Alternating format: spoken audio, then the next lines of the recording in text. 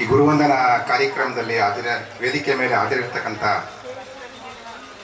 ನನ್ನೆಲ್ಲ ಗುರುವರ್ಗದವರೇ ಮತ್ತು ವೇದಿಕೆ ಮುಂದೆ ಹಾಜರಿರ್ತಕ್ಕಂಥ ನನ್ನೆಲ್ಲ ವಿದ್ಯಾರ್ಥಿ ಮಿತ್ರರೇ, ಸ್ನೇಹಿತರೆ, ಕುಟುಂಬಸ್ಥರು, ಸಂಸಾರಸ್ಥರಾಗ್ಬಿಟ್ಟಿದ್ದೀರಾ.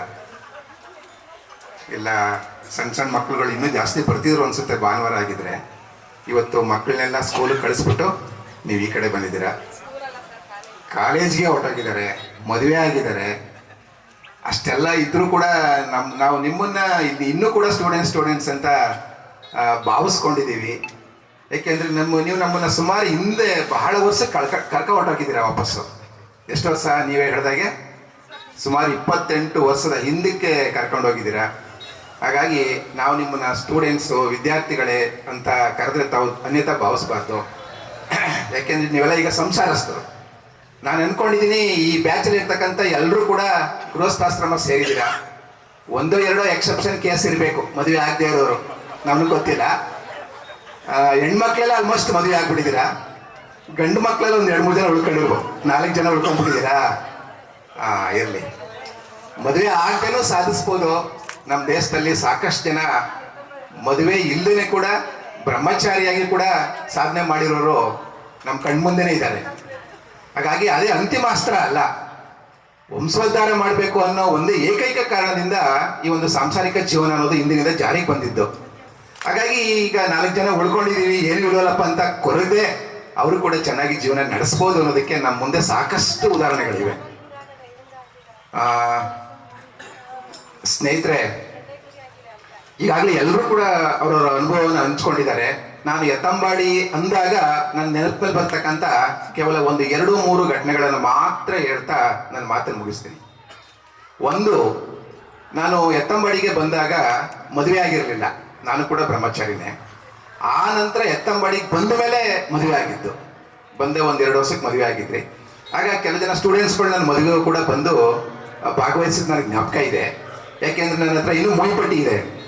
ಆ ಮುಯ್ಪಟ್ಟಿನಲ್ಲಿ ನೀವೆಲ್ಲ ಕೊಟ್ಟಿರೋ ಗಿಫ್ಟ್ಗಳು ಕೂಡ ಇದೆ. ಬಹುಶಃ ನಿಮ್ಗೆ ನೆನಪಿರ್ಬೋದು, ನಾನು ಆದಿದ್ದು ಸರಳ ವಿವಾಹ, ಸಿಂಪಲ್ ಮ್ಯಾರೇಜ್. ನಾನು ಏನೋ ಮುಯ್ ತಗೋಬಾರ್ದು ಅಂತೇಳಿ ಏನೇ ಅಟಿಕ್ ಬಿದ್ರೂ ಬಿಡಲಿಲ್ಲ.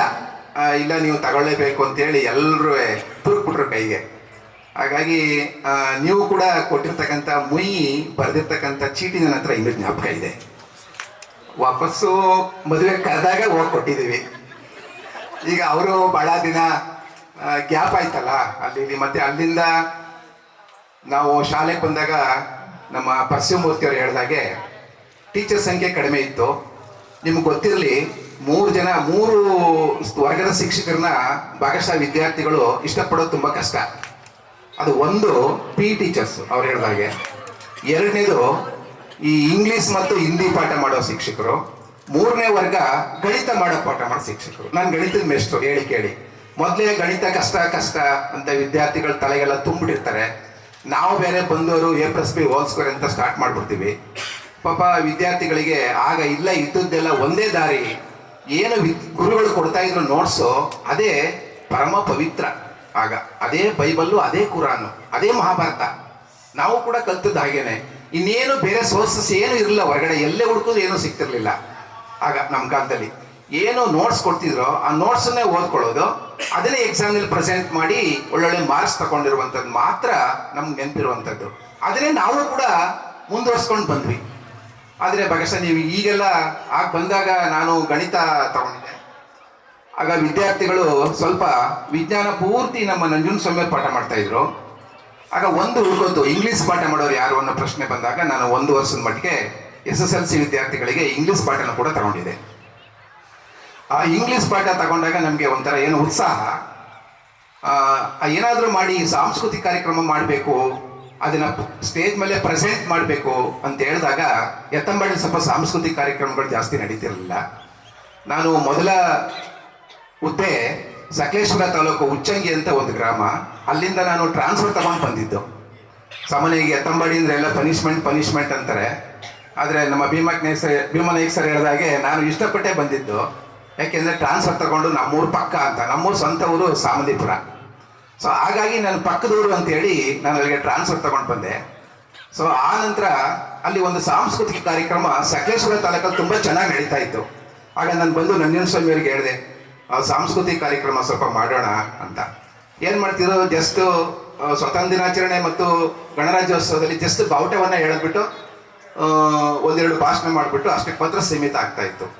ಅದಕ್ಕೆ ಒಂದು ಟ್ಯಾಬ್ಲೋ ಮಾಡೋಣ ಅಂತ, ಅಂದರೆ ಮಕ್ಕಳುಗಳಿಗೆ ವೇಷಭೂಷಣ ಹಾಕಿ ಗಾಡಿ ಮೇಲೆ ಎತ್ತಂಬಡಿ ತುಂಬ ಮೆರವಣಿಗೆ ಮಾಡೋಣ ಅಂತ ನನ್ನ ಖುಷಿಲಿ ನಾನು ಹೇಳಿದೆ. ಆಗ ಸ್ವಲ್ಪ ಕಷ್ಟ ಆಗ್ಬೋದು ಅದು ಮಾಡಲಿಕ್ಕೆ ಅಂತೇಳಿ ಆ ವರ್ಷ ಆಗಲಿಲ್ಲ. ನಂತರ ಸಾಂಸ್ಕೃತಿಕ ಕಾರ್ಯಕ್ರಮ ತುಂಬ ಚೆನ್ನಾಗಾಯಿತು. ಮತ್ತು ನಾವು ಬಂದ ವರ್ಷದಲ್ಲೇ ಒಂದು ಯೂನಿಯನ್ ಅನ್ನು ಕೂಡ ಮಾಡಿದ್ವಿ, ಸ್ಟೇಜ್ ಹಾಕಿ ಯೂನಿಯನ್ ಡೇ ಮಾಡಿದ್ವಿ. ಅದ್ರಲ್ಲಿ ನನಗೆ ಜ್ಞಾಪಕ ಇರೋದು ಒಂದು ಇಂಗ್ಲೀಷ್ ನಾಟಕನ ನಾನು ಆಡಿಸಿದ್ದೆ ಸ್ಟೇಜ್ ಮೇಲೆ. ಅದು ನನಗೆ ನನ್ನ ನೆನಪಿನಲ್ಲಿ ಉಳ್ಕೊಂಡಿರ್ತಕ್ಕಂಥ ಒಂದು ಘಟನೆ.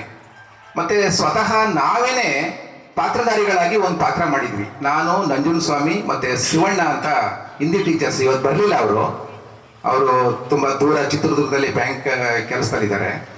ನಾವು 3 ಜನ ಸೇರಿ ನಾವೇ ಸ್ವತಃ ವಿದ್ಯಾರ್ಥಿಗಳಿಗೆ ಮಾದರಿ ಆಗಬೇಕು ಅಂತೇಳಿ ಒಂದು ಸಣ್ಣ ಪಾತ್ರನೂ ಕೂಡ ಮಾಡಿದ್ವಿ.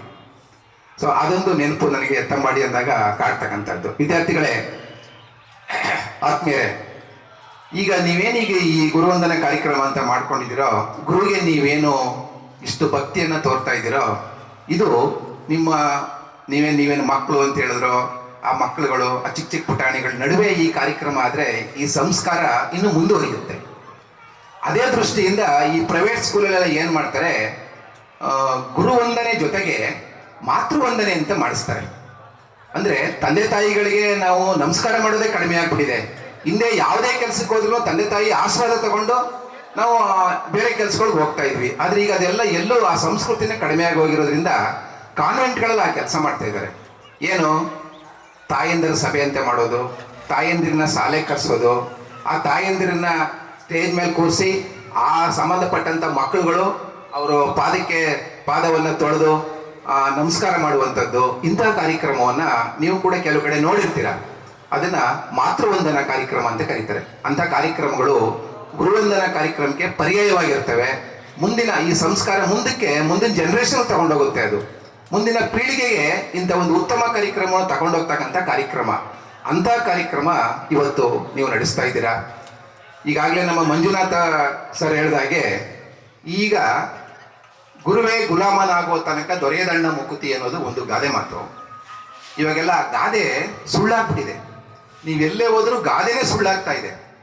ಇವತ್ತು ಗುರು ಅಂದರೆ ಯಾರು 2 ಅಕ್ಷರನ ಕಲಿಸ್ತಾರೋ ಅವ್ರನ್ನೇ ಗುರು ಅಂತ ಹೇಳ್ತಕ್ಕಂಥದ್ದು.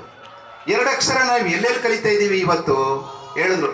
Facebook, Google, YouTube, chat GPT, ಈ ಥರ ಏನೇನೇನೇನೋ ಬಂದ್ಬಿಟ್ಟಿವೆ. ಮಕ್ಕಳ ಕೈಗೆ ಮೊಬೈಲ್ ಕೊಟ್ಬಿಟ್ರೆ ಅವರೇ ನಮ್ಗೆ ಹೇಳ್ಕೊಡ್ತಾರೆ, ಇದೀಗೆ ಅಂತ. ಆದರೆ ಅವೇನೇ ಹೇಳ್ಕೊಟ್ರು ಅಷ್ಟೆಲ್ಲ ಮಾರ್ಗಗಳಿವೆ. ನಮ್ಗೆ ಆಗಿದ್ದು ಟೀಚರ್ಸ್ ಹೇಳ್ತಿರ್ತಕ್ಕಂಥ ನೋಟ್ಸ್ ಮಾತ್ರ. ಮ್ಯಾಕ್ಸಿಮಮ್ ದುಡ್ಡಿದ್ರೆ ಸ್ವಲ್ಪ ಗೈಡ್ ತಗೋಬೋದಾಗಿತ್ತು ಹಿಂದೆ.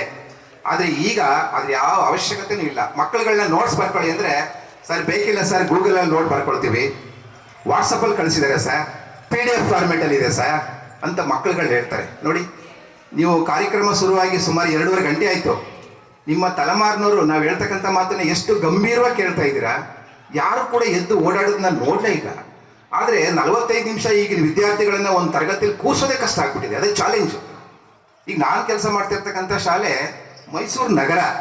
ಅಂಥ ನಗರದಲ್ಲಿ ನನ್ನ SLC ಇರ್ತಕ್ಕಂಥ ವಿದ್ಯಾರ್ಥಿಗಳ ಸಂಖ್ಯೆನೇ 16 ಜನ. ಅವ್ರನ್ನ 45 ನಿಮಿಷ ನಾವು ತರಗತಿಯಲ್ಲಿ ಹಿಡಿದಿಟ್ಕೊಳ್ಳೋದೇ ಕಷ್ಟ ಆಗ್ಬಿಟ್ಟಿದೆ. ಯಾಕೆಂದ್ರೆ ಈಗಾಗಲೇ ಅವರು SLCಗೆ ಬರ್ತಿದ್ದ ಹಾಗೇನೆ ಅವ್ರ ಕೈಗೆ SLC ಸಂಬಂಧಪಟ್ಟಂಥ ಎಲ್ಲ ನೋಟ್ಸು ಇವೆ ಅವ್ರ ಹತ್ರ. ನಾನೇನು ಬರೆಸುವಾಗೂ ಇಲ್ಲ, ಬರೆಯುವಾಗೂ ಇಲ್ಲ. ಎಲ್ಲ ಪ್ರಿಂಟ್ ತಗೊಂಡು ಇಟ್ಕೊಂಡ್ಬಿಟ್ಟಿದ್ದಾರೆ, ಜೆರಾಕ್ಸ್ ಮಾಡಿ ಇಟ್ಕೊಂಡ್ಬಿಟ್ಟಿದ್ದಾರೆ.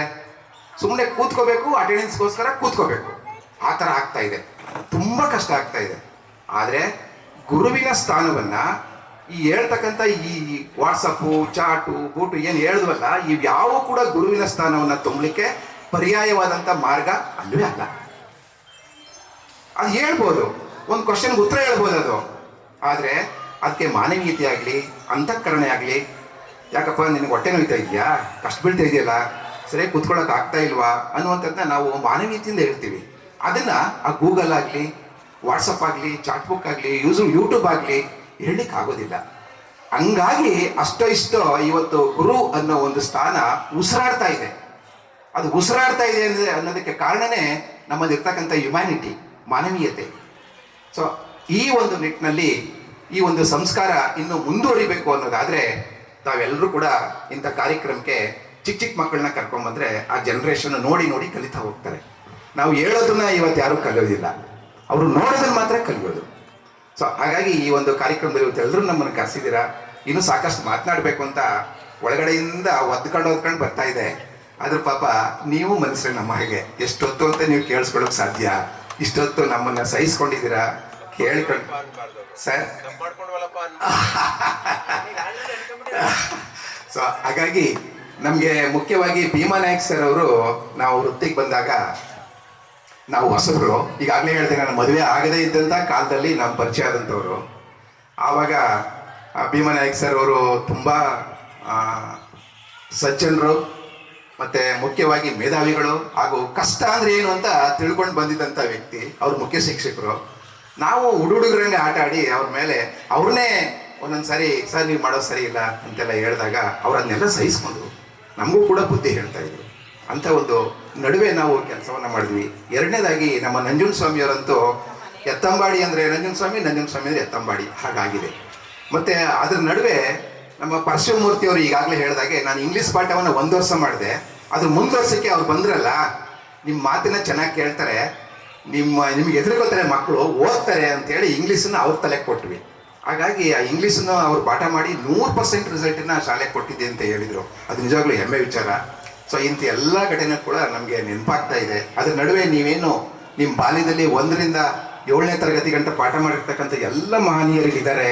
ಇವರೆಲ್ಲ ನಿಮ್ಮನ್ನ ಕಳಿಸ್ಕೊಟ್ಟದ್ರಿಂದ ನೀವು ಹೈಸ್ಕೂಲಿಗೆ ಬಂದಿದ್ದೀರಾ, ನಾವು ಕಳಿಸ್ಕೊಟ್ಟದ್ರಿಂದ ಮುಂದೆ ಕಾಲೇಜ್ಗೆ ಹೋಗಿದ್ದೀರಾ. ಕೆಲವು ಜನ ಮಾತ್ರ ಇದರಲ್ಲಿ ಉನ್ನತ ಹುದ್ದೆಗೆ ತಲುಪಿರ್ತಕ್ಕಂಥದ್ದನ್ನು ನಾವು ನೋಡಿದ್ದೀವಿ. ಇನ್ನೂ ತುಂಬ ಜನ ನಾವೆಲ್ಲ ವ್ಯವಸಾಯನ ಮಾಡ್ತಾ ಇದ್ದೀವಿ ಅಂತ ಕಳೆದ ಬ್ಯಾಚಲ್ಲಿ ಬಂದಾಗ ತಾವೆಲ್ಲ ಹೇಳಿದ್ರಿ. ಅದು ತುಂಬ ಉತ್ತಮವಾದಂಥ ಒಂದು ವೃತ್ತಿ ಅಂತ ಈ ಕಾಲದಲ್ಲಿ ಪರಿಗಣಿಸ್ತಾ ಇರ್ತಕ್ಕಂಥದ್ದು ಅಂತ ಹೇಳಿದ್ರೆ ಅದು ರೈತ ವರ್ಗ. ಆದರೆ ದುರಾದೃಷ್ಟ ಏನಪ್ಪ ಅಂದರೆ ಆ ರೈತರಿಗೆ ಹೆಣ್ಣು ಕೊಡಲ್ಲ ಅಂತ. ಮಲೆ ಮಾದೇಶ್ವರ ಬೆಟ್ಟಕ್ಕಂತೂ ಪಾದಯಾತ್ರೆ ಮಾಡಿಬಿಟ್ರು ಕೆಲವು ಜನ. ಜ್ಞಾಪಕ ಇದೆ ತಮ್ಗೇನಾದ್ರೂ? ಯಾರು ಹೋಗಿದ್ರಾ? ಸೊ ಹಾಗಾಗಿ ಅವರು ಕೂಡ ಒಂದು ಸಹಬಾಳ್ವೆಯನ್ನು ರೂಪಿಸ್ಕೊಳ್ಳಿ ಅಂತ ಹೇಳ್ತಾ ಈ ಒಂದು ಇಷ್ಟು ಮಾತಾಡ್ಲಿಕ್ಕೆ ಅವಕಾಶ ಕೊಟ್ಟಂತ ತಮ್ಮೆಲ್ಲರೂ ಒಂದು ಸ್ಥಾನ 2 ಮಾತು ನಾವು ಮುಗಿಸ್ತೀವಿ. ಧನ್ಯವಾದಗಳು. ವೃತ್ತಿ ಜೀವನದ ಅನುಭವವನ್ನು ಹಂಚಿಕೊಂಡಂತಹ ಶ್ರೀಯುತ ರಮೇಶ್ ಸರ್ ಅವರಿಗೆ ಧನ್ಯವಾದಗಳು. ಹಾಗೆಯೇ ಮುಂದಿನದಾಗಿ ಶ್ರೀ ವಿಶ್ಕಂಠಯ್ಯ ಸರ್ ಅವರು ತಮ್ಮ ಅನಿಸಿಕೆಗಳನ್ನು ಹೇಳ್ಕೊಡ್ಬೇಕಂತ ಕೇಳ್ಬೋದು. ಈ ವೇದಿಕೆಯಲ್ಲಿ ಉಪಸ್ಥಿತರಿರ್ತಕ್ಕಂಥ ಎಲ್ಲ ಶಿಕ್ಷಕ ಬಂಧುಗಳೇ ಹಾಗೂ ನನ್ನ ನೆಚ್ಚಿನ ಲಲ್ಮೆಯ ಪ್ರೀತಿಯ ವಿದ್ಯಾರ್ಥಿನಿ ಹಾಗೂ ಅವರ ಕುಟುಂಬ ವರ್ಗದವರೇ, ಈಗಲೇ ಭಾಳ ಟೈಮ್ ಆಗಿದೆ, ಎಲ್ಲರೂ ಕಾಯ್ತಾ ಇದ್ದೀರಾ ಊಟಕ್ಕೆ ಹೋಗ್ಬೇಕು ಅಂತ. ಆದರೂ ಇದೆ ಮಾತಾಡಲ್ಲ.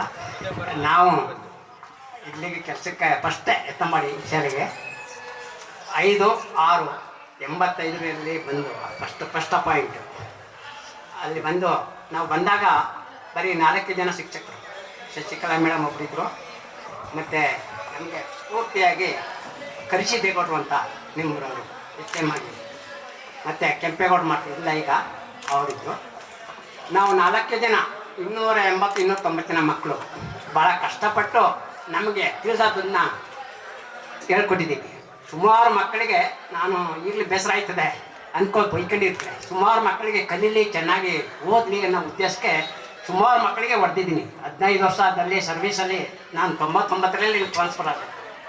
15 ವರ್ಷ ಕಾಲ ಇಲ್ಲಿ ನಿಮ್ಮ ಎತ್ತಂಬಾಡಿ ಶಾಲೆಯ ನೀರನ್ನು ಕುಡಿದು ಭಾಳ ಪ್ರೀತಿ ವಿಶ್ವಾಸದಿಂದ ಹೆಮ್ಮೆ ಪಟ್ಕೋತೀನಿ.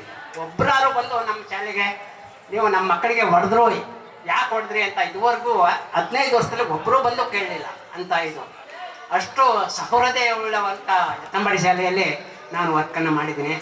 ನಾವು ಹೋಗೋಕ್ಕೆ ಇಷ್ಟ ಇರಲಿಲ್ಲ, ಆದರೂ ಕೂಡ ನಮ್ಮ ಅತ್ತೆಯವರು ತಿರೋದ್ರ ಕಾರಣಕ್ಕೆ ನಮ್ಗೆ ಒಬ್ಬ ಅಮ್ಮ ಇದ್ದ, ಅವನು ನೋಡ್ಕೊಳ್ಳೋಕ್ಕೋಸ್ಕರ ನಾವು ಮೈಸೂರಿಗೆ ನಮಗೆ ಎತ್ತಂಬಾಡಿ ತುಂಬ ಇಷ್ಟ ಆಗೋಯಿತು. ಅವನು ನೋಡ್ಕೊಳ್ಳೋಕ್ಕೋಸ್ಕರ ನಮ್ಮ ಮಿಸ್ಸಸ್ಸು ಟ್ರಾನ್ಸ್ಫರ್ ಮಾಡ್ಕೊಳ್ಳೇಬೇಕು, ನೀವು ನಮ್ಮಂಥ ತಮ್ಮನ್ನು ಯಾರೂ ನೋಡ್ಕೊಳ್ಳೋರಿಲ್ಲ ಅನ್ನೋ ಉದ್ದೇಶಕ್ಕೋಸ್ಕರ ಟ್ರಾನ್ಸ್ಫರ್ ಮಾಡ್ಕೊಂಡು 99ರಲ್ಲಿ 85ರಿಂದ 99 ತನಕ 15 ವರ್ಷಗಳ ಕಾಲ ನಮ್ಮ ಕೈಲಾದಷ್ಟು ಸೇವೆಯನ್ನು ನಿಮಗೆ ದಾರಿಯನ್ನು ಎರೆದಿದ್ದೀವಿ. ನೀವೆಲ್ಲರೂ ಈ ಒಂದು ಸಮಾರಂಭವನ್ನು ಇಷ್ಟು ಅಚ್ಚುಕಟ್ಟಾಗಿ, ಇದು ನನಗೆ ಐದನೇ ಸಮಾರಂಭ. ತಮ್ಮಡಿಯಲ್ಲಿ 2 ಸಾರಿ ಆಗಿದೆ. ಸವಿತಾ ಮತ್ತು ನನ್ನ ಆತ್ಮೀಯ ಸ್ಟೂಡೆಂಟ್ ಗಿರೀಶ, ಆಮೇಲೆ ಕೃಷ್ಣೇಗೌಡರು SDMC ಸದಸ್ಯರು ಅವ್ರು ಸೇರಿ ಮಾಡಿದರು. ಮತ್ತು ಇದು ಇಲ್ಲಿ ಮೂರನೇ ಸಾರಿ ಆಗಿದೆ. ಒಟ್ಟು 5ನೇ ಸಾರಿ ನಡೀತಾ ಇರತಕ್ಕಂಥ ಇವೆಲ್ಲ ನಿಮ್ಮಂಥ ಪ್ರಾಮಾಣಿಕತೆ ವಿದ್ಯಾರ್ಥಿಗಳು. ಈಗಲೂ ಕೂಡ ನಾನು ಇವರು ಕಾರ್ಡ್ ಕೊಡೋಕೆ ಇರಲಿಲ್ಲ, ಕೇರಳಕ್ಕೆ ಹೊರಟಾಗಿದೆ. ಮತ್ತೆ ನಿಮ್ಮನ್ನು ನೋಡಲೇಬೇಕು ಸರ್, ಕರೀಲೇಬೇಕು. ನಾನೇ ರೆಡಿಪ್ಪ, ನಾನು ಬಂದೇ ಬರ್ತೀನಿ ಗ್ಯಾರಂಟಿ, ನೀವು ಒಂದು ಫೋನ್ ಮಾಡಿದ್ರೆ ಸಾಕು ಅಂತ ಹೇಳಿ. ಮತ್ತೆ ಭಾನುವಾರ ಬಂದರೆ ನಾನು ಯಾವುದೋ ಮದುವೆಗೆ ಹೊರಟಾಗಿದ್ದೀನಿ. ಮತ್ತೆ ಸೋಮವಾರ ಬಂದು ನನಗೆ ನೀವು ಬನ್ನಿ ಸರ್, ಮಿಸ್ ಮಾಡಿದೆ, ಎಲ್ಲರೂ ಕರ್ಕೊಂಡು ಬನ್ನಿ, ನಾವು ನಿಮ್ಮನ್ನು ನೋಡಬೇಕು ಅಂತ ಬಂದು ಮತ್ತೆ ಕರೆದಿದ್ದಾರೆ. ಈ ಒಂದು ವಿಶ್ವಾಸಕ್ಕೆ ನಾವು ಈ ಒಂದು ಕಾರ್ಯಕ್ರಮವನ್ನು ಆಯೋಜನೆ ಮಾಡಿರ್ತಕ್ಕಂಥ ನನ್ನ ಆತ್ಮೀಯ ಸ್ನೇಹಿತರು ಅಂತ ಹೇಳ್ಕೋಬೋದು. ಎಲ್ಲ ಈಗ ದೊಡ್ಡವರಾಗಿ ಮೊಮ್ಮಕ್ಕಳು ಬಂದಿದ್ದಾರೆ ಕೆಲವ್ರಿಗೆ. ಆದರೆ ಇಂಥ ಕಾರ್ಯಕ್ರಮ ನಾವು ಯಾವ ಸ್ಕೂಲಲ್ಲೂ ನಡೆದಿಲ್ಲ, ಇದುವರೆಗೂ ನಡೆದಿಲ್ಲ. ನಾವು ಬೇರೆ ಸ್ಕೂಲಲ್ಲಿ 2 ಸ್ಕೂಲು, ಬಿದಳ್ಳಿ ಹುಳ್ಳಿ ಅಂತ ಅಲ್ಲೊಂದು ಸ್ಕೂಲಲ್ಲಿ 17 ವರ್ಷ ಮಾಡಿದೆ. ನಿಮ್ಮೂರಲ್ಲಿ 15 ವರ್ಷ ಸೇವೆಯನ್ನು ಮಾಡಿದ್ದೀನಿ. ಅದರಿಂದ ನಿಮ್ಮೂರಲ್ಲಿ ಸಿಕ್ತಂಥ ಮರ್ಯಾದೆ ಗೌರವ ಇನ್ನೆಲ್ಲೂ ಕೂಡ ಸಿಕ್ಕಿಲ್ಲ. ನಿಮ್ಮೂರಲ್ಲಿರ್ತಕ್ಕಂಥ ಪ್ರತಿಯೊಂದು ಮನೆಗಳಲ್ಲೂ ನಾವು ನೀರನ್ನು ಕೊಡ್ತೀವಿ, ಊಟವನ್ನು ಮಾಡ್ತೀವಿ, ಕಾಫಿಯನ್ನು ಕೊಡ್ತೀವಿ. ಸೆನ್ಸಸ್ ಮಾಡಬೇಕಾದ್ರೆ ಪ್ರತಿಯೊಂದು ಮನೆಯಲ್ಲೂ ನಮಗೆ ಸಹಕಾರವನ್ನು ನೀಡಿದ್ದಾರೆ. ಇಂಥ ಸಹಕಾರ ಯಾವ ಊರಲ್ಲೂ ನಮಗೆ ಸಿಗಲ್ಲ ಅಂತ ಹೇಳಿ ಈಗ ಇನ್ನೂ ಮಾತಾಡೋರಿದ್ದಾರೆ. ನಾನು 2 ಮಾತು ಆಡಿ ಈ ಮಾತನ್ನು ಮುಗಿಸ್ತೀನಿ. ಜೈ ಜೈ. ಜೀವನದ ಅನುಭವವನ್ನು ಹಂಚಿಕೊಂಡಂತಹ ಶ್ರೀಯುತ ವಿಶ್ಕಂಠಯ್ಯ ಸರ್ ಅವರಿಗೆ ಧನ್ಯವಾದಗಳು. ಹಾಗೆ ಮುಂದಿನದಾಗಿ ಈ ಕಾರ್ಯಕ್ರಮವನ್ನು ಉದ್ದೇಶಿಸಿ ಲಲಿತಾ ಮೇಡಮ್ ಅವರು 1-2 ಮಾತನಾಡಬೇಕು ಅಂತ ಕೇಳ್ಕೊತೇವೆ. ಆಸೀನರಾಗಿರುವ ಎಲ್ಲ ಗೌರವಾನ್ವಿತರಿಗೂ ನಮಸ್ಕರಿಸುತ್ತಾ, ಪ್ರೀತಿಯ ವಿದ್ಯಾರ್ಥಿಗಳೇ, ನಿಜಕ್ಕೂ ಇವತ್ತಿನ ಕಾರ್ಯಕ್ರಮ ಹೃದಯಸ್ಪರ್ಶಿ ಕಾರ್ಯಕ್ರಮ ಅಂತಲೇ ಹೇಳ್ಬೋದು. ಇಲ್ಲಿ ನೆರೆದಿರುವಂಥ ವಿದ್ಯಾರ್ಥಿಗಳಿಗೆ ನಾನು ನಿಜವಾಗ್ಲೂ ಟೀಚ್ ಮಾಡಿಲ್ಲ. ನನ್ನ ವಿದ್ಯಾರ್ಥಿಗಳು ಒಂದು 3-4 ಜನ ಇದ್ದೀರಾ ಅಷ್ಟೇ. ಮಹೇಶು, ನಿತ್ಯ ಒಂದು 3-4 ಜನ ಇದ್ದೀರಾ ಅಷ್ಟೇ. ಯಾಕೆಂದರೆ ನಾನು ಬಂದಿದ್ದು 1996 ಡಿಸೆಂಬರ್ 2ನೇ ತಾರೀಕು. ಅಲ್ಲಿಗೆ ನಾನು ಬಂದಾಗ ನಮ್ಮ ಶಶಿಕಲಾ ಮೇಡಮ್ ಥರ ತುಂಬ ಚಿಕ್ಕವಳು, 20 ವರ್ಷ ಕೂಡ ಆಗಿರಲಿಲ್ಲ. ಇಲ್ಲಿ ಏನೆಲ್ಲ ವೇದಿಕೆ ಮೇಲೆ ಅನುಭವಗಳನ್ನ ಹಂಚ್ಕೊಂಡ್ರೋ ಅದಕ್ಕೆ ಮೀರಿರಲಿಲ್ಲ ನನ್ನ ಅನುಭವ ಕೂಡ. ನನ್ನನ್ನು ಆರ್ಡ್ರ್ ಕೊಟ್ಟು ನಮ್ಮ ಅಣ್ಣ ಕರ್ಕೊಂಡ್ಬಂದಾಗ ಆ ಎತ್ತಂಬಾಡಿ ಶಾಲೆ ನೋಡ್ಬಿಟ್ಟು ಮನೇಲಿ ಹೋಗಿ ತುಂಬ ಹತ್ಬಿಟ್ಟೆ. ನಾನು ಕಾಲೇಜ್ಗೆ ಹೋಗ್ತೀನಿ, ನಂಗೆ ಕೆಲಸ ಬೇಡ ಅಣ್ಣ, ನಾನು ಡಿಗ್ರಿಗೆ ಸೇರಿಸ್ಬಿಡು, ನಂಗೆ ಬೇಡ ಸ್ಕೂಲು ಅಂತ. ನಮ್ಮ ಅಣ್ಣ ಹೇಳ್ದ, ಸರ್ಕಾರಿ ಕೆಲಸ ಸಿಗೋದೇ ಕಷ್ಟ, ನೀನು ಪೆದ್ದಿ ಕೆಲಸ ಬೇಡ ಕಾಲೇಜ್ಗೆ ಹೋಗ್ತೀನಿ ಅಂತೀಯ, ನಿನ್ನ ದಡ್ತನಕ್ಕೆ ನಾನು ಏನು ಹೇಳಲಿ, ಹೋಗ್ತಾ ನೀನೇ ಹೊಂದ್ಕೋತೀಯ, ಹೋಗು ಅಂತ ಹೇಳಿದ್ರು. ಆವಾಗ ನಮಗೆ ಮುಖ್ಯ ಶಿಕ್ಷಕರಾಗಿದ್ದಂಥವರು ರಾಮೇಗೌಡ ಸರು. ಅವ್ರು ಹೇಗಿದ್ರಪ್ಪ ಅಂತಂದರೆ, ಒಂದು ಕುಟುಂಬವನ್ನು ನಡೆಸುವಂಥ ಯಜಮಾನನ ಥರ ಇದ್ದರು. ಅಲ್ಲಿಗೆ 6 ಜನ ಟೀಚರ್ಸ್ ಇದ್ದರು, ಎಲ್ಲರೂ ಯುವಕರಾಗಿದ್ದರು. ಅವ್ರನ್ನ ನೋಡೇ ಭಯ ಬಿದ್ದುಬಿಟ್ಟಿದ್ದೆ ನಾನು. ನಮ್ಮ ಲೋಕೇಶ್ ಸರು, ಮರತ್ ಸರು, ಜಯರಾಮ್ ಸರು, ಸಂಪತ್ ಸರು, ಅವ್ರು ನೋಡೇ ಭಯ ಬಿದ್ದುಬಿಟ್ಟಿದೆ. ನಮ್ಮಣ್ಣ ಒಂದೇ ಒಂದು ಮಾತು ಹೇಳ್ದ, ಆರ್ಡ್ರ್ ಕೊಟ್ಬಿಟ್ಟು ನಾನು ಡ್ಯೂಟಿ ರಿಪೋರ್ಟ್ ಮಾಡಿಸ್ಬಿಟ್ಟು ಹೋಗ್ಬೇಕಾದ್ರೆ ಹೇಳ್ದ, ಇವತ್ತಿಂದ ನನ್ನ ತಂಗಿ ಅಲ್ಲ ನಿಮ್ಮ ತಂಗಿ ಅಂತ ಹೇಳೋದು ಅವರಿಗೆ. ಸೊ ಹಾಗೆ ನನ್ನನ್ನು ಆ ಒಂದು ಶಾಲೆಯ ಸಿಬ್ಬಂದಿ ತುಂಬ ಚೆನ್ನಾಗಿ ನಡೆಸ್ಕೊಂಡ್ರು. ನನ್ನ ಜೊತೆ ನನ್ನ ಅಕ್ಕನ ಥರ ಇದ್ದವರು ಶ್ರೀಮತಿ ಚಂದ್ರಕಲಾ ಮೇಡಮ್ರವರು. ನನಗೇನೂ ಗೊತ್ತಿರಲಿಲ್ಲ, ತುಂಬ ಚಿಕ್ಕವಳು. ನನಗೆ ಒಂದು ಮಗುಗೆ ಪಾಠ ಮಾಡೋ ರೀತಿ ಎಲ್ಲನೂ ಹೇಳಿ ಕಲಿಸ್ಕೊಟ್ರು. ಅವರು ನಾನು ಮರೆಯಲ್ಲ. ಜೊತೆಗೆ ನನಗೆ ಆ ಊರಿನಲ್ಲಿ ಎಷ್ಟೋ ಸರಿ ನಮಗೆ ಬಾಕ್ಸ್ ತರಕ್ಕೆ ಆಗ್ತಿರ್ಲಿಲ್ಲ, ಊಟಕ್ಕೆ ಬೇರೆ ವ್ಯವಸ್ಥೆ ಇರ್ತಿರ್ಲಿಲ್ಲ. ಮಕ್ಕಳು ಎಷ್ಟು ಮುಗಿ ಬೀಳೋರು ಅಂತಂದರೆ, ಮಿಸ್ ನಮ್ಮನೆಯಿಂದ ಊಟ ತರ್ತೀನಿ ಅಂತೇಳಿ ಓಡೋ ಊಟ ತಗೊಂಡ್ಬರೋರು. ಆ ಒಂದು ಅನ್ನದ ಋಣ ನನಗೆ ಆ ಎತ್ತಂಬಾಡಿ ಶಾಲೆಯಲ್ಲಿದೆ.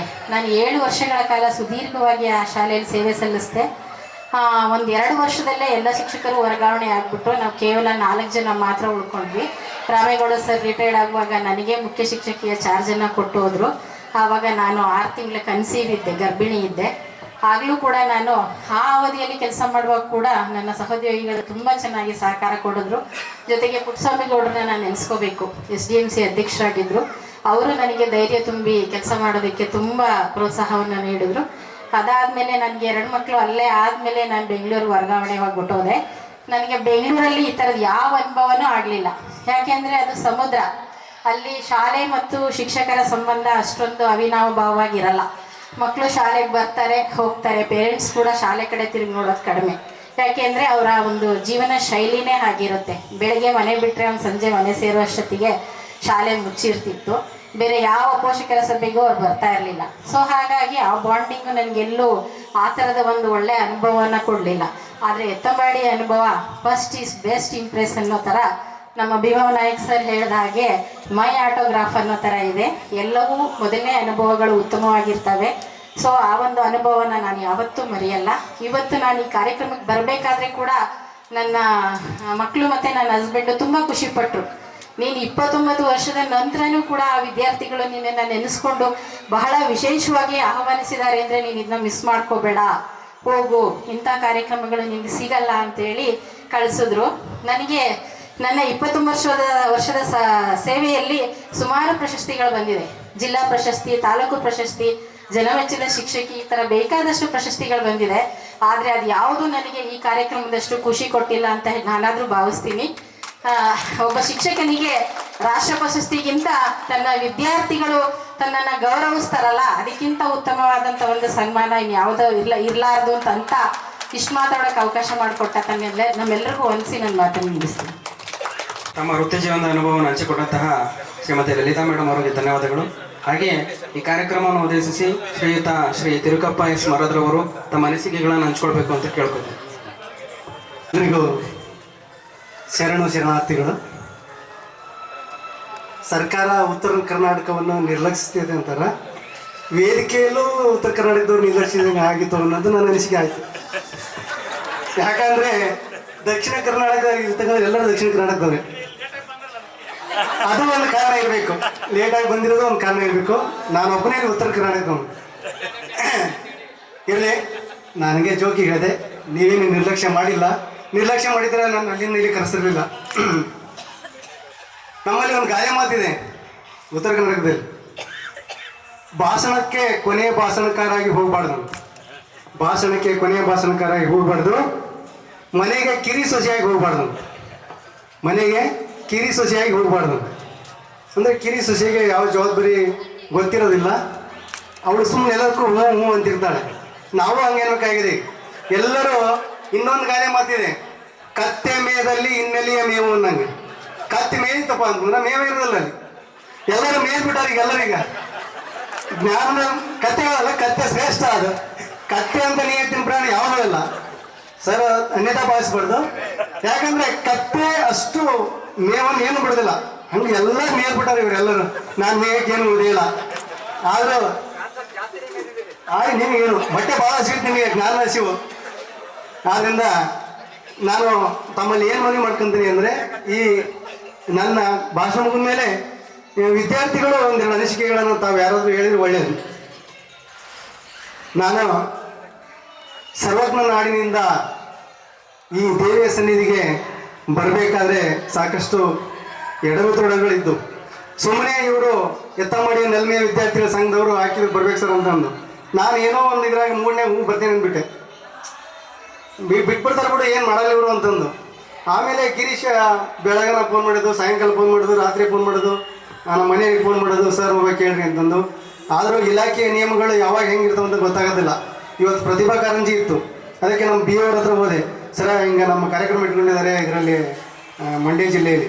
ಮಂಡ್ಯ ಜಿಲ್ಲೆಗೆ ಹೋಗ್ತೀಯ ನೀನು, ಇಲ್ಲಿಂದ ಅಲ್ಲಿ ಹೋಗ್ತೀಯ, ಬ್ಯಾಡ ಬಿಡೋ ಅಂದರು. ಇಲ್ಲ, ನಾನು ಕಾರ್ಡ್ ತೋರಿಸಿದೆ. ಆಯ್ತು ಹೋಗಿ ಬರಪ್ಪ, ನೀನು ಅಷ್ಟೊಂದು ವಿದ್ಯಾರ್ಥಿಗಳು ಇಟ್ಕೊಂಡು ನಾನು ಹೋಗಿ ಬಾ ಅಂತಂದರು.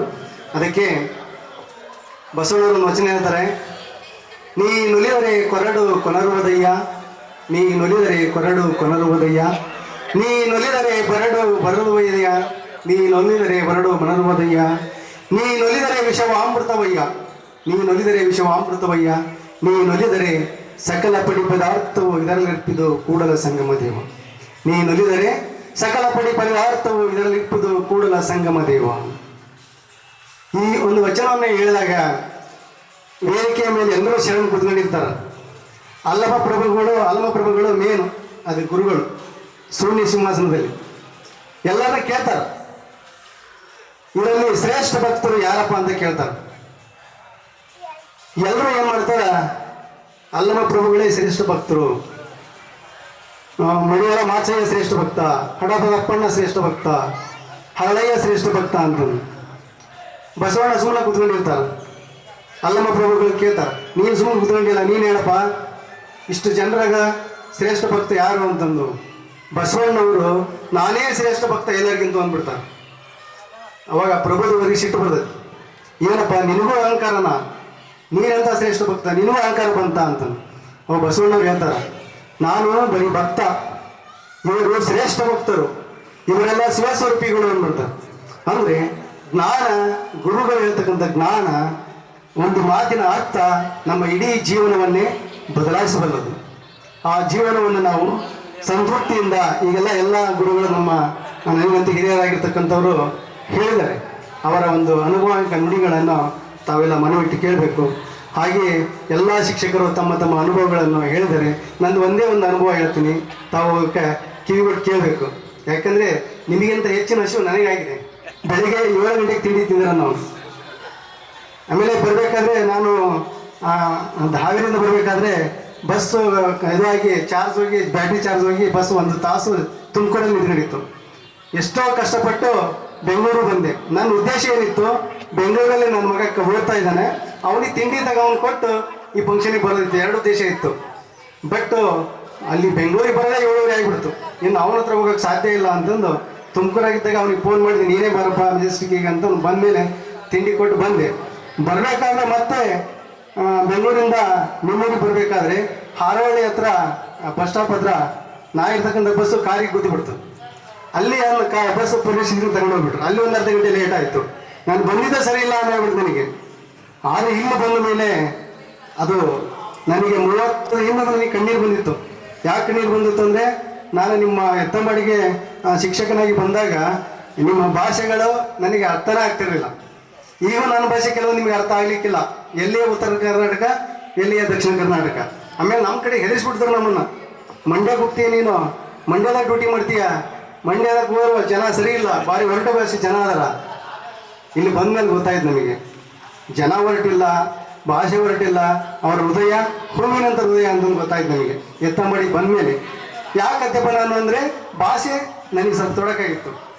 ನಿಮ್ಮಲ್ಲಿ ಫಸ್ಟ್ ಅಕ್ಷರಗಳನ್ನು ಕಲಿಸ್ತಾರೆ, ಕ ಕಾಕಿಳಿ ಕ ಅಂತ. ನಮ್ಮಲ್ಲಿ ರೆಡಿಮೇಡ್ ಫುಡ್ಡು ಕಿ ಕೂಕು ಕೇಕೆ ಅಂತ. ನಾವು ಇಲ್ಲಿ ಕಿ ಕೇಳಿ ಅಂದ್ರೆ ಹುಡುಗ ಸ್ಟಾರ್ಟ್ ಮಾಡ್ಬಿಡೋರು, ಕಕ್ಕ ಕಾಕಿಳಿ ಕ. ನನಗೆ ಏನೂ ಅರ್ಥ ಆಗ್ತಿರಲಿಲ್ಲ. ಏನೋ ಹಾಡು ಹೇಳ್ತಾರಲ್ಲ ಇವರು, ಕಕ್ಕಬಳಿ ಹೇಳ್ರಿ ಅಂದ್ರೆ ಎಷ್ಟೋ ಸಲ ಹೇಳ್ತಿದ್ದೀನಿ ವಿಸ್ಕಂಡೇಶ್ವರ ಹತ್ರ, ಇವ್ರ ಹತ್ರ, ಇವರೆಲ್ಲರೂ ನಿಮ್ಮ ಭಾಗದವ್ರೆ. ಇವರೆಲ್ಲ ನನಗೆ ಗಾಡ್ಪದ್ರಿದ್ದ ಹಾಗೆ. ಅವರು ನನಗೆ ಧೈರ್ಯ ತುಂಬಿದ ಮೇಲೆ ನಾನು ಅವಾಗ ಹತ್ತದ್ದು ಬಿಟ್ಟರೆ ಮತ್ತೆ 30 ವರ್ಷ ಆದಮೇಲೆ 50 ಹತ್ತದೆ. ಅಂದರೆ ಹತ್ತದ ಕಣ್ಣೀರೆಲ್ಲ ಪನ್ನೀರದು. ನಿಮ್ಮ ಒಂದು ಆದರಾತಿತ್ವವನ್ನು ನೋಡಿ ನಿಜಕ್ಕೂ ನಾನು ಧನ್ಯನಾದೆ. ನಿಮ್ಮೆಲ್ಲರಿಗೆ ಕೋಟಿ ಕೋಟಿ ನಮನಗಳನ್ನು ಹೇಳ್ತೀನಿ. ಸರ್ ಹೇಳಿದಾಗೆ ಇದು ಗುರುವಂದನ ಅಲ್ಲ, ಗುರು ಶಿಷ್ಯರ ಸಮ್ಮಿಲನ, ಗುರು ಶಿಷ್ಯರ ಸಮ್ಮಿಲನ. ಹಾಗೆ ನಾವು ಗುರುವನ್ನು ಮೀರಿಸಿ ಶಿಷ್ಯ ಬೆಳೆದ್ರೆ ಗುರುವಿಗೆ ಸಂತೃಪ್ತಿ, ಗುರುವಿಗೆ ಗೌರವ. ತಂದೆಯನ್ನು ಮೀರಿಸಿ ಮಗ ಬೆಳೆದ ಅಂದರೆ ತಂದೆಗೆ ಒಂದು ಗೌರವ. ಆ ಗುರುವನ್ನು ಮೀರಿಸಿ ನೀವು ಈ ಕಾರ್ಯಕ್ರಮವನ್ನು ಮಾಡಿದ್ರಿ. ನಿಮ್ಮೆಲ್ಲರಿಗೂ ಮತ್ತೊಮ್ಮೆ ನಾನು ನನ್ನ ಶರಣ ಹೇಳ್ತೀನಿ. ತನ್ನ ವೃತ್ತಿ ಜೀವನದ ಅನುಭವವನ್ನು ಹಂಚಿಕೊಂಡಂತಹ ಶ್ರೀಯುತ ತಿರುಕಪ್ಪ ಎಸ್ ಮರದರವರಿಗೆ ಧನ್ಯವಾದಗಳು. ಹಾಗೆಯೇ ಮುಂದಿನದಾಗಿ ಈ ಕಾರ್ಯಕ್ರಮವನ್ನು ಉದ್ದೇಶಿಸಿ ಈ 1997-98ನೇ ಸಾಲಿನ ಹಿರಿಯ ವಿದ್ಯಾರ್ಥಿಯಾದಂತಹ ತಿಮ್ಮೇಗೌಡರವರು ಒಂದೆರಡು ಮಾತನಾಡಬೇಕು ಅಂತ ಕೇಳ್ಕೊತೀನಿ. ವೇದಿಕೆ ಮೇಲೆ ಉಪಸ್ಥಿತರಿರ್ತಕ್ಕಂತಹ ದೇವ ಸಮಾನರಾದಂತಹ ಗುರುಗಳೇ ಹಾಗೂ ಎಲ್ಲ ನನ್ನ ಸಹಪಾಠಿಗಳೇ ಹಾಗೂ ಸಹಪಾಠಿಗಳ ಕುಟುಂಬ ವರ್ಗದವರೇ. ಸೊ ನಮ್ಗೆ ಆ್ಯಕ್ಚುಲಿ ಎಲ್ಲ ಊಟದ ಟೈಮ್ ಆಗಿದೆ, ಒಂದು 2 ನಿಮಿಷ ಮಾತಾಡ್ತೀನಿ. ಸರ್, ನನ್ನ ಹೆಸರು ತಿಮ್ಮೇಗೌಡ ಅಂತ ಸರ್. ಸೊ ನಾನು ನಿಮ್ಮ ಒಂದು ಏನು ಗುರುಗಳ ಅಡಿಯಲ್ಲಿ ಒಬ್ಬ ಶಿಷ್ಯನಾಗಿ ರೂಪುಗೊಂಡು ಇವತ್ತು ನಾನು ಕೃಷಿ ವಿಶ್ವವಿದ್ಯಾನಿಲಯ ಬೆಂಗಳೂರು BC ಫಾರಂ ಮಂಡ್ಯದಲ್ಲಿ ಸಹಾಯಕ ಪ್ರಾಧ್ಯಾಪಕನಾಗಿ ಕೆಲಸವನ್ನು ನಿರ್ವಹಣೆಯನ್ನು ಮಾಡ್ತಾ ಇದ್ದೀನಿ ಸರ್. ಸೊ ಈಗ ಆಲ್ರೆಡಿ ನನಗೆ 12 ವರ್ಷದ ಅನುಭವ ಸರ್ಕಾರಿ ಕೆಲಸದಲ್ಲಿ. ಸೊ ನಾನು ಸಂಶೋಧನೆ, ವಿಸ್ತರಣೆ ಮತ್ತು ಬೋಧನೆ 3ರಲ್ಲೂ ಕೂಡ ಕೆಲಸವನ್ನು ನಿರ್ವಹಣೆಯನ್ನು ಮಾಡಿದ್ದೀನಿ. ಸೊ ಇದರಲ್ಲಿ 3ರಲ್ಲಿ ತುಂಬ ಅತ್ಯುತ್ತಮವಾದಂತಹ ಶ್ರೇಷ್ಠವಾದಂತಹ ಒಂದು ಕೆಲಸ ಯಾವುದಪ್ಪ ಅಂತ ಹೇಳಿದ್ರೆ ಅದು ಬೋಧನೆ, ಗುರುವಾಗಿರ್ತಕ್ಕಂಥದ್ದು. ಯಾಕೆ ಅಂತ ಹೇಳಿದ್ರೆ ನೀವು ತಹಸೀಲ್ದಾರರಾಗಿರಲಿ, DC ಆಗಿರಲಿ, ಏನೇ ಆಗಿರಲಿ, ನಿಮಗೆ ರೀಪ್ಲೇಸ್ಮೆಂಟ್ ಇರುತ್ತೆ. 3ರಿಂದ 4 ವರ್ಷಕ್ಕೊಂದ್ಸರಿ ರೀಪ್ಲೇಸ್ ಆಯ್ತೇವೆ. ಈಗ ಸಾಹೇಬ್ರು BEO ಆಗಿದ್ರು ಅಂತ ಹೇಳ್ತಾರೆ, BEO ಆಗಿದೆ ಅಂತಕ್ಕಂಥದ್ದು ನಾವು ಎಲ್ಲೂ ನೆನೆಸ್ಕೊಳ್ಳಲ್ಲ. ಅದು ಬೋರ್ಡಲ್ಲಿ ಅಷ್ಟೇ ಇರುತ್ತೆ. ಬೋರ್ಡಲ್ಲಿ ಹೋಗಿ ನೋಡಿದಾಗ ಇವರು ಕೆಲಸ ಮಾಡಿದ್ರು ಅಂತಕ್ಕಂಥದ್ದು ಬರುತ್ತೆ. ಅದೇ ಒಬ್ಬ ಗುರು ಆದ್ರೆ ನೀವು ಪ್ರಪಂಚದ ಯಾವುದೇ ಮೂಲೆಗೆ ಹೋಗಿ ಒಬ್ಬ ಶಿಷ್ಯ ಅವರನ್ನು ಗುರುತಿಸ್ತಾ ಇರ್ತಾರೆ. ನೀವು ಡೆಲ್ಲಿಗೆ ಹೋಗಿ, ಯಾವುದೇ ರಾಜ್ಯಕ್ಕೆ ಹೋಗಿ, ಸೊ ನಾನು ಅಬ್ಸರ್ವ್ ಮಾಡಿರ್ತಕ್ಕಂಥದ್ದು ಅವರನ್ನು ಗುರುತಿಸ್ತಾರೆ. ನಮ್ಮ ಟೀಚರ್ ಅಂತಕ್ಕಂಥದ್ದು. ಸೊ ನಾವು ಟೀಚಿಂಗ್ ಕೆಲಸ ಮಾಡಿದ್ರೆ ನಾವು ಸಾಯುವವರೆಗೂ ಕೂಡ ಅದು ನಮ್ಮ ಬೆಂಬಲಕ್ಕೆ ಇರ್ತಕ್ಕಂಥದ್ದು ಅಂತಕ್ಕಂಥದ್ದು ನನ್ನ ಒಂದು ಅನಿಸಿಕೆ. ಮತ್ತೆ ಈಗ ನನಗೆ ಭಯ ಆಗ್ತಿದೆ. ಯಾಕೆ ಅಂತ ಹೇಳಿದ್ರೆ ಭಯ ಬೆಳೆಸಿರ್ತಕ್ಕಂಥದ್ದು ನಮ್ಮ ಗುರುಗಳು. ನಿಮ್ಗೆ ಗೊತ್ತು, ನಮಗೆ ಬಹಳಷ್ಟು ಟೀಚರ್ಗಳು ಗೊತ್ತು. ಟೀಚರ್ಗಳು ಈ ರೋಡಲ್ಲಿ ಬರ್ತಾ ಇದಾರೆ ಅಂತ ಹೇಳಿದ್ರೆ ನಾವು ಈ ರೋಡಲ್ಲಿ ಹೋಗ್ಬಿಡ್ತಿದ್ವಿ. ನಾವೆಲ್ಲ 1980ರ ದಶಕದ ಮಕ್ಕಳು, ಯುವತಿಯರು ಸಹ ತುಂಬಾ ಲಕ್ಕಿ ಬ್ಯಾಚ್ಗಳು. ನಾವು ನಮ್ಮ ಹತ್ರ ಮೊಬೈಲ್ ಇದ್ದಿಲ್ಲ, ಇಂಟರ್ನೆಟ್ ಇದ್ದಿಲ್ಲ, ಏನೂ ಇದ್ದಿಲ್ಲ.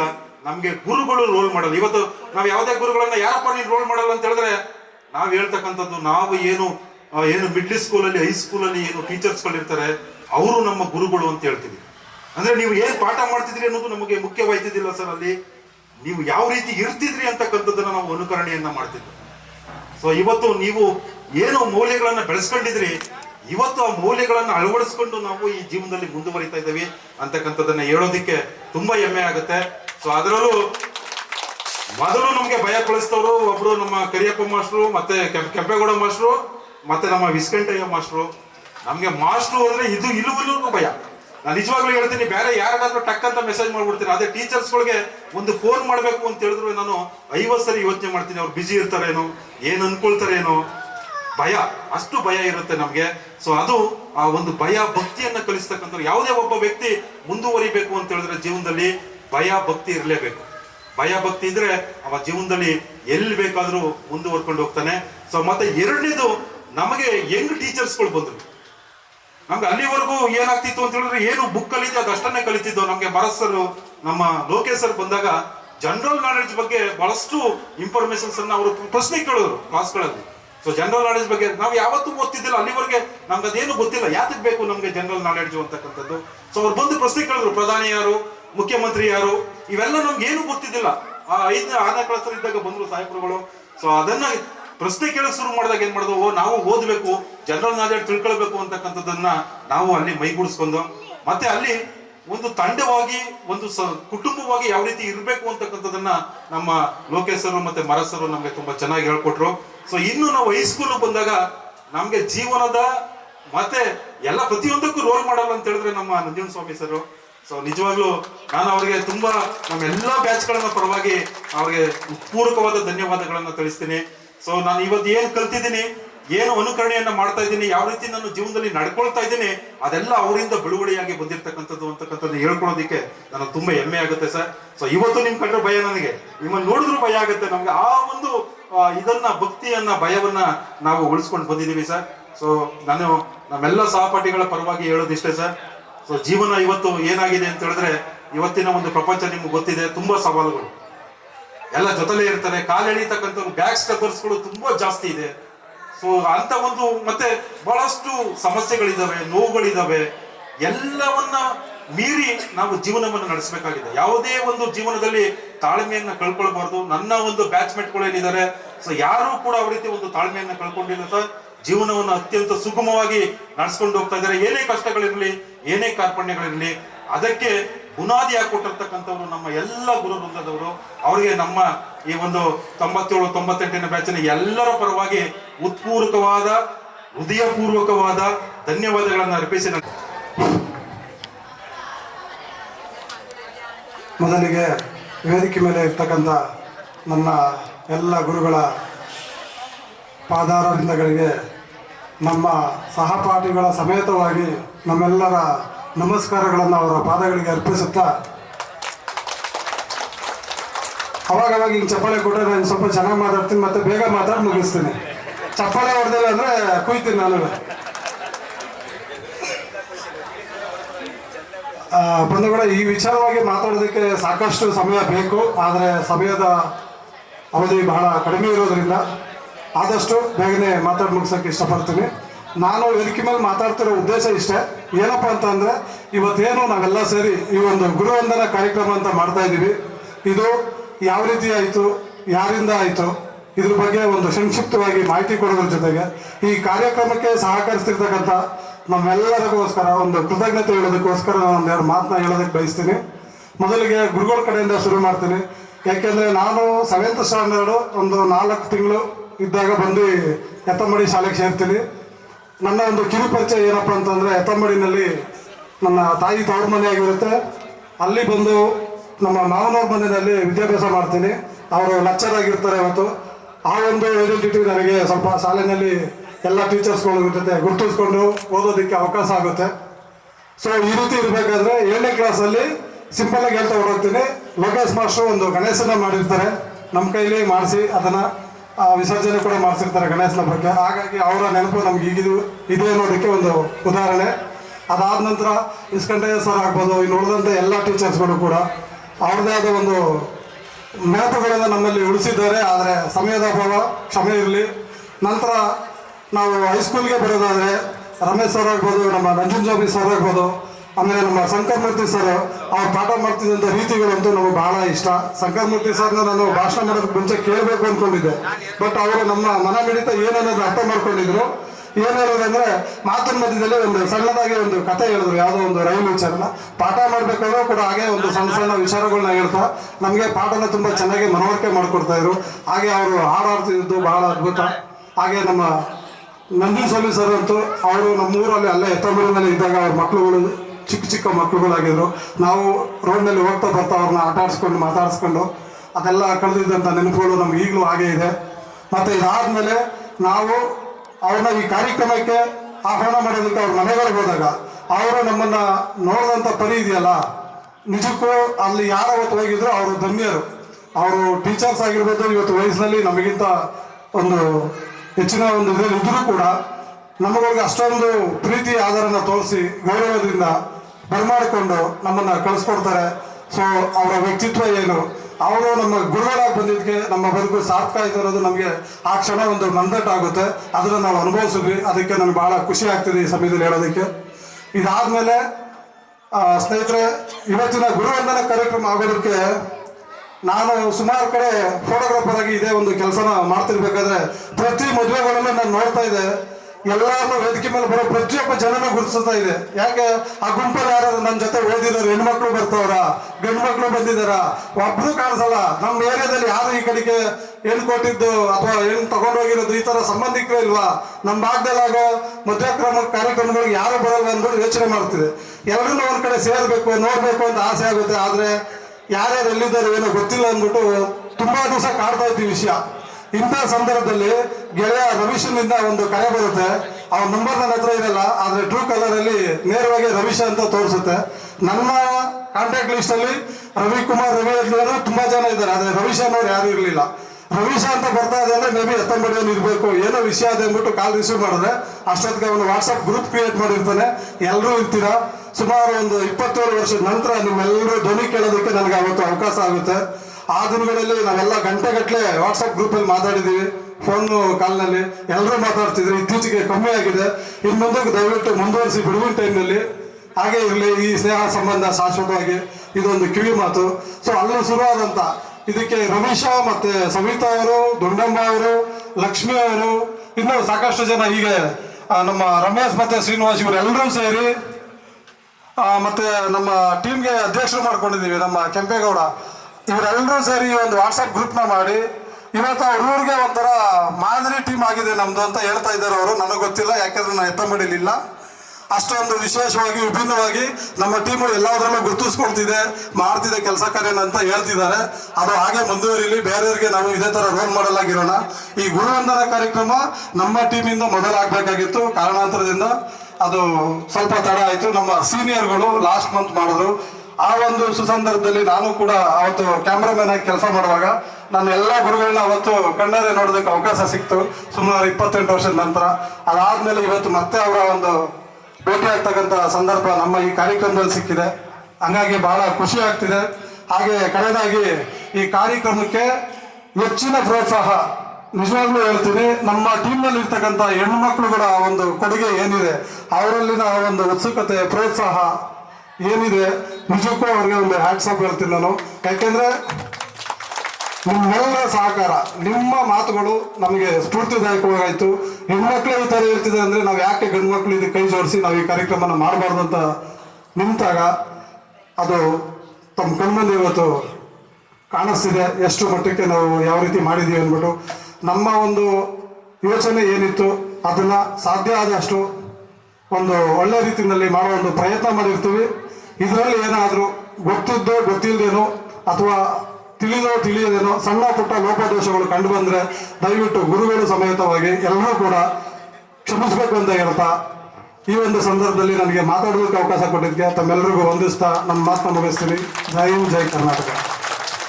ಹಂಚಿಕೊಂಡಂತಹ ಹಿರಿಯ ವಿದ್ಯಾರ್ಥಿಯಾದ ಹೇಮಂತ್ ಅವರಿಗೆ ಧನ್ಯವಾದಗಳು. ಹಾಗೆಯೇ ಈ ಕಾರ್ಯಕ್ರಮವನ್ನು ಉದ್ದೇಶಿಸಿ ಹಿರಿಯ ವಿದ್ಯಾರ್ಥಿನಿಯಾದಂಥ ಸವಿತಾರವರು ಒಂದೆರಡು ಮಾತನಾಡ್ತಾರೆ, ಎಲ್ಲ ಆಲಿಸ್ಬೇಕು. ಎಲ್ಲರಿಗೂ ನಮಸ್ಕಾರ. ನಾನೇನು ಜಾಸ್ತಿ ಮಾತಾಡಲ್ಲ, ಯಾಕೆಂದ್ರೆ ನಾವು ಗ್ರೂಪ್ ಸ್ಟಾರ್ಟ್ ಮಾಡಿದಾಗ ಹೆಣ್ಮಕ್ಳು ನನಗೆ ಫಸ್ಟ್ ರವಿ ಬಂದು ಹೇಳ್ದ ಗ್ರೂಪ್ ಮಾಡಿ ಸವಿತಾ ಎಲ್ಲರನ್ನೂ ಸೇರಿಸು, ನಾವೆಲ್ಲರೂ ಗ್ರೂಪ್ ಮಾಡುವ ಅಂತ. ಆವಾಗ ನಾನು ಒಂದು ವರ್ಷ ಅಂದರೆ ಹೋದ್ಸಲ ಜನವರಿ ಗ್ರೂಪ್ ಮಾಡಿ 25ನೇ ತಾರೀಕು ನಾವೆಲ್ಲರೂ ಟ್ರಿಪ್ಗೆ ಹೋದ್ವಿ. ಅದಾದ ನಂತರ ಮತ್ತೆ ಒಂದೆರಡು ಟ್ರಿಪ್ ಮಾಡಿದ್ವಿ. ಜೊತೆಗೆ ಗುರುವಂದನ ಏಮಂತ ಹೇಳಿದಾಗೆ ಫಸ್ಟೇ ಮಾಡಬೇಕು ಅಂದ್ಕೊಂಡ್ವಿ. ಬಟ್ ಎಲ್ಲರನ್ನೂ ಒಂದು ಕಡೆ ಸೇರಿಸಿ ಎಲ್ಲರ ಅಭಿಪ್ರಾಯ ತಿಳ್ಕೊಂಡು ಮಾಡಬೇಕು ಅನ್ನೋ ಉದ್ದೇಶಕ್ಕೋಸ್ಕರ ಮತ್ತು ಸರ್ಗಳ ನಂಬರ್ನ ಕಲೆಕ್ಟ್ ಮಾಡಬೇಕಿತ್ತು. ಹಂಗಾಗಿ ನಾವು ಮತ್ತೆ ಸಿಂಪಲ್ ಆಗಿ ಒಂದು ಗುರುವಂದನ ಮಾಡಿಬಿಟ್ಟಿದ್ವಿ ನಾವು, ಗಿರೀಶ್ ಮತ್ತು ನಾವೆಲ್ಲ ಸೇರಿ. Viskanthaiah master, Lalitha madam, Chandrakala madam ಅವ್ರು ನಮ್ಮ ಮಿಡ್ಲ್ ಸ್ಕೂಲ್ ಹತ್ರ ಊರಲ್ಲೇ ಕರೆದು ಸಿಂಪಲ್ ಆಗಿ ಮಾಡಿಬಿಟ್ಟಿದ್ವಿ. ಜೊತೆಗೆ ಅದು ಈ ಥರ ಎಲ್ಲರೂ ಕರೆಸಿ ಮಾಡಬೇಕು ಅಂದರೆ ಮೊದಲು ನಮ್ಮ ಸ್ನೇಹ ಸಮ್ಮೇಳನ ಗಟ್ಟಿ ಹಾಕಬೇಕು ಅಂತ ಹೇಳಿ ನಾವೆಲ್ಲರೂ ಸೇರಿಸಿ ಎಲ್ಲ ಹೆಣ್ಮಕ್ಳನ್ನ ನಮ್ಮ ಮನೆಯಲ್ಲಿ ಮಾತಾಡಿ ಅವ್ರ ಯಜಮಾನ್ರ ಹತ್ರ ನಂಬರ್ನ ಕಲೆಕ್ಟ್ ಮಾಡಿ ಗ್ರೂಪ್ನ ಮಾಡಿ 2 ಸಲ ಟ್ರಿಪ್ ಮಾಡಿ ಆಮೇಲೆ ಈ ಒಂದು ಗುರುವಂದನ ಕಾರ್ಯಕ್ರಮನ ಮಾಡಬೇಕು ಅಂತ ಚರ್ಚೆ ಮಾಡಿ ಕೊನೆಗೆ ನಾವು ಮಾಡಬೇಕು ಅಂದಿದ್ದು ಒಂದು ವರ್ಷ ಕರೆಕ್ಟಾಗಿ ಆದಂಗೆ ಜನವರಿ 25ಕ್ಕೆ ಮಾಡಬೇಕು, ಈ ವರ್ಷ 26ಕ್ಕೆ ಅಂದ್ಕೊಂಡ್ವಿ. ಬಟ್ ಅವಾಗ ನಮ್ಮೂರಲ್ಲಿ ದೇವಸ್ಥಾನ ಉದ್ಘಾಟನೆ ಇತ್ತು, ಹಂಗಾಗಿ ಆ ಟೈಮಲ್ಲಿ ಆಗಲ್ಲ. ಮತ್ತು ಫೆಬ್ರವರಿಲಿ ಮಾಡಿದ್ವಿ. ಇಲ್ಲಿ ಕಬ್ಬಾಳಲ್ಲಿ ನಾನ್ ವೆಜ್ ಮಾಡೋಂಗಿಲ್ಲ ಅಂದರು. ಇದೆಲ್ಲ ಇದು ಮಾಡಿ ಕೊನೆಗೆ ಏನು ಮಾಡೋದಪ್ಪ ಅಂದರೆ ಇವಾಗ ಡಿಸೆಂಬರ್ 3ಕ್ಕೆ ಮಾಡಬೇಕು ಅಂದ್ಕೊಂಡಾಗ ಸರ್ಗಳನ್ನ ಕೇಳಿದ್ವಿ ಫಸ್ಟು. ಯಾಕೆಂದರೆ ಅವ್ರಿಗೆ ಅವರು ವರ್ಕಿಂಗಲ್ಲಿ ಇರುವಂಥ ಸರ್ಗಳು ಬರ್ತಾರಾ ಇಲ್ವಾ ಫಸ್ಟ್ ಅವ್ರನ್ನ ಕೇಳುವಂಥ ರಮೇಶ್ ಮತ್ತು ಶ್ರೀನಿವಾಸ್ ಐಡಿಯಾ ಕೊಟ್ಟರು, ನಮ್ಮ ಸಹಪಾಠಿಗಳು. ಕೊನೆಗೆ ಅವ್ರಿಗೆಲ್ರಿಗೂ ಫೋನ್ ಮಾಡಿ ನಾನೇ ಕೇಳಿದೆ, ರಮೇಶ್ ಸರ್ನ, ಲೋಕೇಶ್ ಸರ್ನ, ಮರಾಠ್ ಸರ್ನ ಮತ್ತು ಪರಶಿವಮೂರ್ತಿ ಸರ್ ಎಲ್ರಿಗೂ ಫೋನ್ ಮಾಡಿ, ಸರ್ ಬರ್ತೀರಾ, ವರ್ಕಿಂಗ್ ಡೇಸಲ್ಲಿ ಮಾಡ್ತೀವಿ ಅಂತ. ಮಂಜುನಾಥ್ ಸರ್ನ ಎಲ್ಲರೂ ಕೇಳಿದಾಗ ಅವರು ಖುಷಿಯಾಗಿ ಒಪ್ಕೊಂಡ್ರು. ನೋಡಮ್ಮ, 27-28 ವರ್ಷದ ನಂತರ ನೀವು ಕಾರ್ಯಕ್ರಮ ಮಾಡ್ತಾ ಇದ್ದೀರಾ, ಖಂಡಿತವಾಗಿ ಆ ದಿನ ನಾವು ರಜಾ ಹಾಕಿ ಬರ್ತೀವಿ. ಲೋಕೇಶ್ ಮಾಸ್ಟ್ರು ಮತ್ತು ಮರಾಠ್ ಮಾಸ್ಟ್ರು ತುಂಬ ದೂರ ಆದರೂ ಕೂಡ ನಾವು ಬರ್ತೀವಿ, ವರ್ಕಿಂಗ್ ಡೇಸ್ ಇದ್ರೂ ಪರವಾಗಿಲ್ಲ ಅಂದರು. ಹಾಗಾಗಿ ಎಲ್ಲ ಸರ್ಗಳಿಗೆ ನಮ್ಮ ವಿದ್ಯಾರ್ಥಿಗಳ ಪರವಾಗಿ ತುಂಬ ಹೃದಯದ ಧನ್ಯವಾದಗಳು ಸರ್.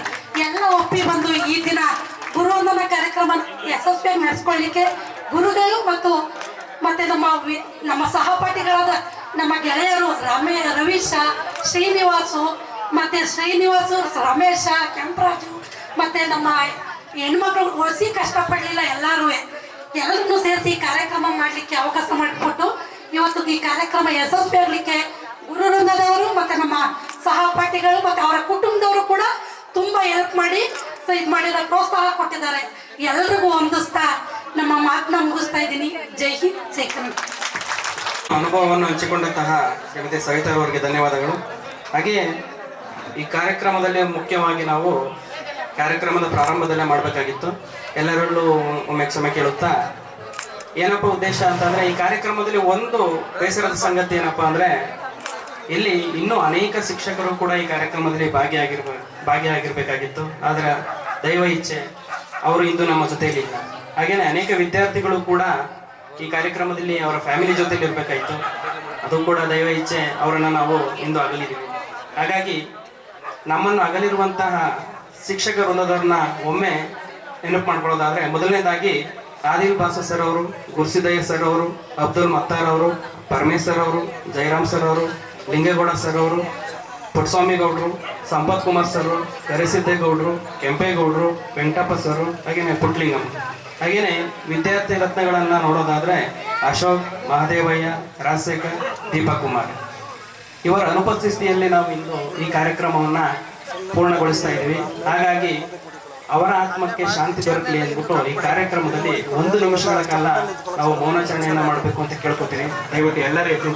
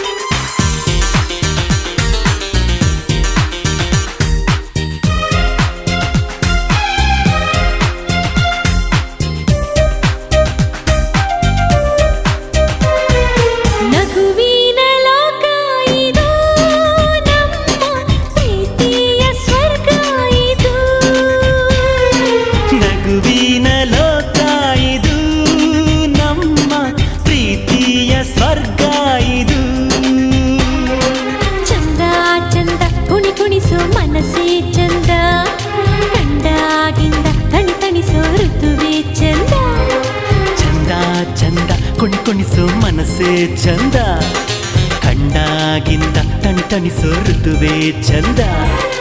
ನಗುವಿನ ಲೋಕ ಇದು ನಮ್ಮ ಪ್ರೀತಿಯ ಸ್ವರ್ಗ ಇದು. ನಗುವಿನ ಲೋಕ ಇದು ನಮ್ಮ ಪ್ರೀತಿಯ ಸ್ವರ್ಗ ಇದು.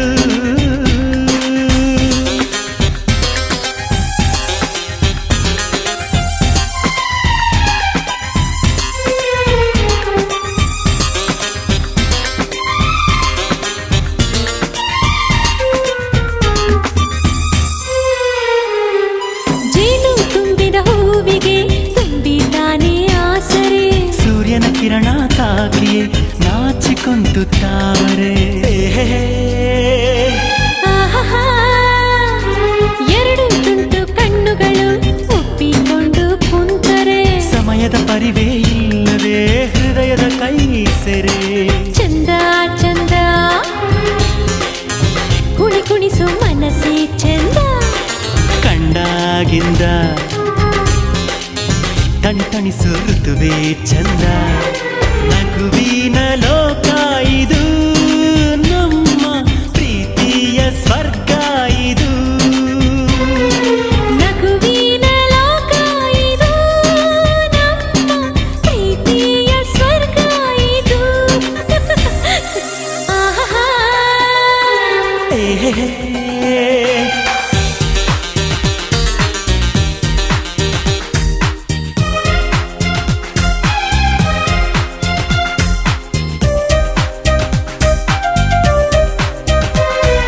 ಹೃದಯದ ಬಾಗಿಲು ತೆರೆದಿರುವ ಮನಸ್ಸಿನ ಈ ಉದ್ಯಾನವನ.